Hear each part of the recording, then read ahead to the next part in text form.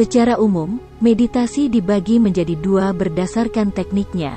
Meditasi konsentrasi, di mana kita akan fokus pada satu suara, tarikan napas, atau kata-kata yang diucapkan.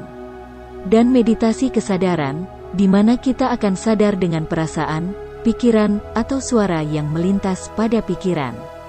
Fokus pada tujuan meditasi. Tentukan dahulu alasan mengapa kita ingin melakukan meditasi.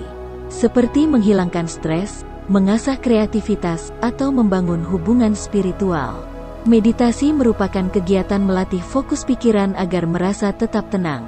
Cara meditasi sendiri bisa dilakukan dengan hanya duduk tenang dan mengatur pernapasan selama 15 menit. Ketika seseorang mengalami stres, maka tubuh akan melepaskan hormon yang menyebabkan detak jantung, aliran darah dan tekanan darah meningkat. Dengan melakukan meditasi, maka detak jantung dan aliran darah akan menjadi normal kembali.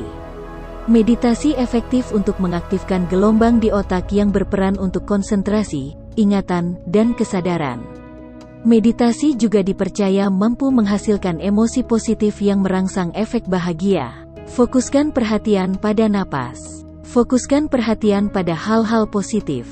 Dengan berkonsentrasi penuh dengan tarikan dan hembusan napas, secara tidak langsung kita akan menyadari bahwa semua pikiran tentang kehidupan sehari-hari bisa hilang dengan sendirinya.